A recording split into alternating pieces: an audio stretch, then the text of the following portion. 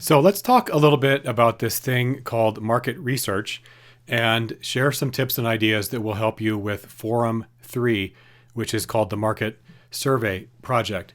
Now, market research is really just kind of a fancy way of saying learn as much as you can about your readers. You've begun to develop a reader profile as part of the work that you've done already. And now we're going to try to fill in some of the details around that. And today there are really two ways you can do market research as an author. One way is what I call the direct route, which is to simply ask your readers what they know about your topic. That's what we're doing in Forum 3. We're going to use a very basic survey to do a little survey to gauge your readers' level of knowledge and interest in your topic. And that will help you learn a bit more about how to pitch your project and how to target it at real things that real readers actually need. So that's direct research. Indirect research is when you look at what other books have been published on my topic, because presumably other published books, other publishers and other authors have done their homework and they know something about their readers too.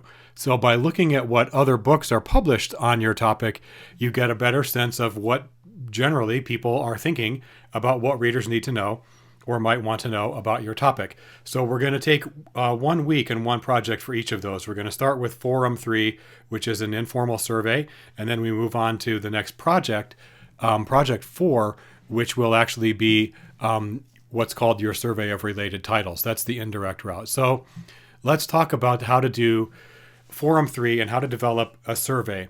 Now, in the real world, the professional world, most people use a tool called SurveyMonkey. It's simply surveymonkey.com. Some of you may have encountered this before in another class. Maybe you've taken classes in marketing, or maybe you work in marketing or work in some kind of product development. SurveyMonkey, you can set up a free account. And it's the way most people, I think, do broad surveys. If you are a publisher and you're a marketing person at a publisher and you want to know what do people know about a particular topic, you might well set up a survey using SurveyMonkey.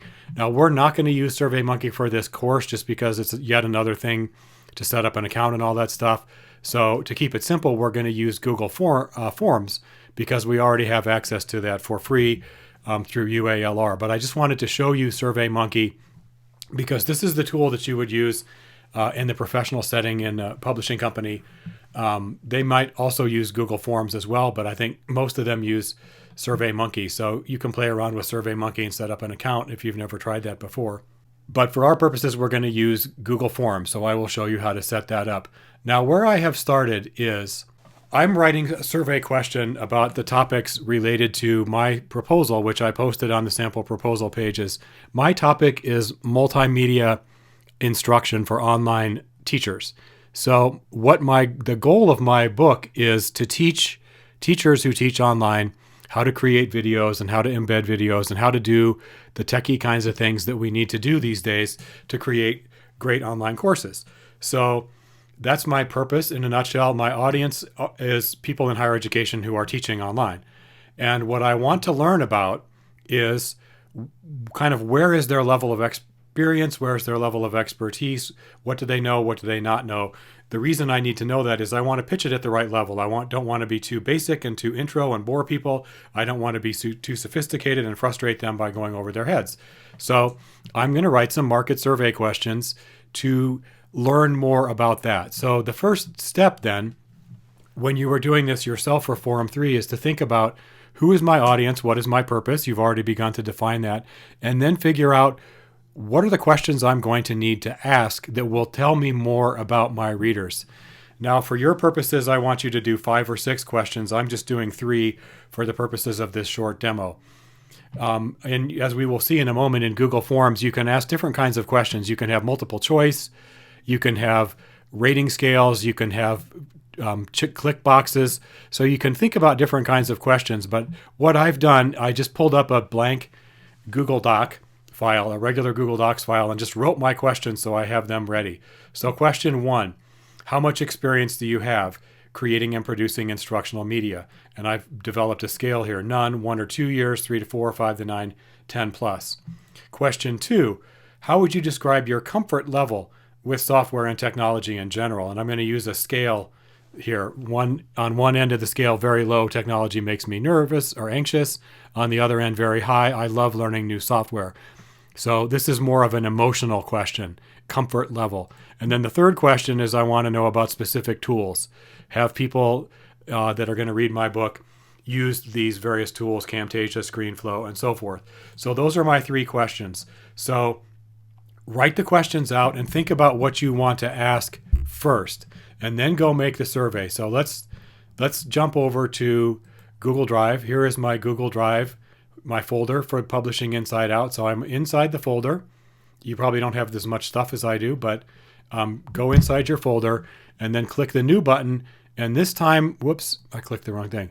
This time we are going to choose Google Forms. So you may not see it. I see Docs, Sheets, Slides, and then More. It's the purple icon, Google Forms. I select that. Create in a shared folder. Yes, create and share. So it brings up a blank form. So I'm going to call this Multimedia Instruction Survey. You can call it whatever you like, just so you can keep track of it. So I am now creating a survey called Multimedia Instruction Survey. So first I'm going to write my first question. Now I can just copy and paste it. So I'm just going to come back over here, copy that to my clipboard. Now it asks me, there's a drop-down menu here. What kind of question? Short answer, paragraph. You can see the options here. Short answer, paragraph, multiple choice, checkboxes drop down, linear scale, multiple choice grid, checkbox grid. Mine is going to be, in this case, multiple choice. So I'm going to type the question in here. How much experience? So option 1 is going to be none. Option 2 is going to be 1 to 2 years.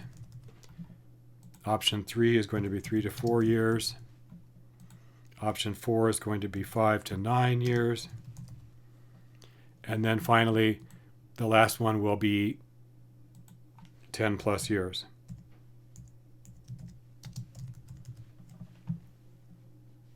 And then you can have this toggle button here is whether the question is required. I'll just put yes. For our purposes, it doesn't particularly matter. If it's required, it will force the user to click one of these answers before they complete the survey. Okay, so that's question 1. And now, okay, yeah, here we go. I forgot for a minute how to add another question. Over here to the right, there's this little menu. The plus button is add question. So now I'm moving on to question number 2. I'm going to go back to my survey. How would you describe your comfort level with technology and software in general? And this one is a different type of question. I paste that in there. Now in this case, I want it to be a linear scale. I'll say 1 to 5. Label 1 is very anxious. Level 5 is very comfortable. And I'll just let them decide, okay, I'm going to give myself a 2. Again, they're just, in this case, my question really gets at the question of emotional comfort level. Okay, we'll make that required, and then we'll do one more. Go back to my document. Which of the following tools have you used to create instructional media? Copy that in there. This is also going to be checkboxes. It recognized that because this is Google. They're really smart. It recognized the words which of the following.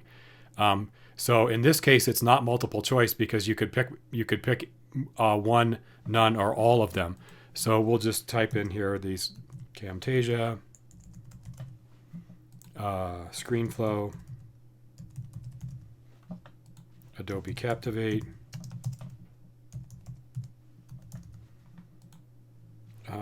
Tumult Hype.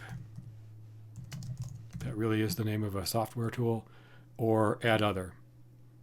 I'm going to delete this one. It was a mistake. Or Other. Make that required. Okay. So it's Google Drive. We don't need to save it. The little note here at the top says all changes saved in Drive. So there is my 3-question survey. Question 1 is a multiple choice. Question 2 is a sliding scale, 1 to 5, linear scale. And question 3 is fill in the blank, or check boxes. Okay, so now what we want to do is send our survey. We're going to share it with people. So we go to this send button, and we don't need the email addresses. All we want is a link. Send via link, shorten URL, copy. Okay, so now I have a link to my survey that's going to direct people who click the link to this form so they can complete the form. I'm going to go over here to the discussion forum, forum 3, create a thread. Multimedia instruction survey. I can't type and talk at the same time. And then I'm just going to say, please take my survey so I can learn about your experiences with instructional media. And just as we've been doing in the past, we can just say my survey. I will hot link that.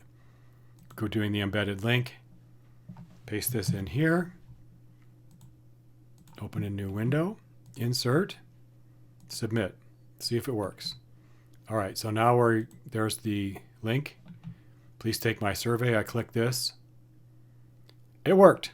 How about that? When you're done, as the creator of the survey, you go over here and you click on the responses, and it will show you basically a spreadsheet. It will give you a tally of the people who have responded, and you can get a better picture of who your audience is. So that's a quick tutorial in using the basics of Google Forms to create a little market research survey. How about that? All right, good luck. I look forward to seeing your surveys.